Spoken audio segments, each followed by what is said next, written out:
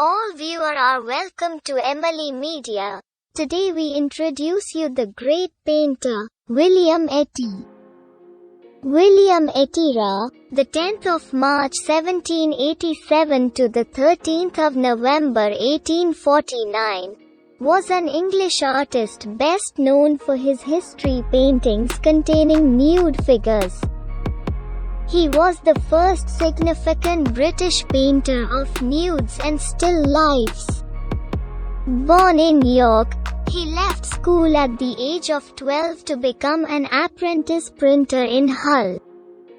He completed his apprenticeship 7 years later and moved to London, where in 1807 he joined the Royal Academy schools. There he studied under Thomas Lawrence and trained by copying works by other artists. Etty earned respect at the Royal Academy of Arts for his ability to paint realistic flesh tones, but had little commercial or critical success in his first few years in London. Etty's Cleopatra's Arrival in Cilicia, painted in 1821, featured numerous nudes and was exhibited to great acclaim. Its success prompted several further depictions of historical scenes with nudes.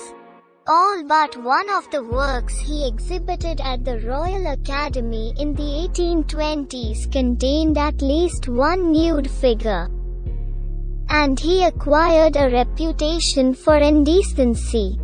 Despite this, he was commercially successful and critically acclaimed, and in 1828 was elected a Royal Academician. At the time the highest honor available to an artist. Although he was one of the most respected artists in the country, he continued to study at life classes throughout his life, a practice considered inappropriate by his fellow artists. In the 1830s, Etty began to branch out into the more lucrative but less respected field of portraiture, and later became the first English painter to paint significant still lifes. He continued to paint both male and female nudes, which caused severe criticism and condemnation from some elements of the press. An extremely shy man, Etty rarely socialized and never married. From 1824 until his death he lived with his niece Betsy, Elizabeth Etty. Even in London he retained a keen interest in his native York, and was instrumental in the establishment of the town's first art school and the campaign to preserve York City walls.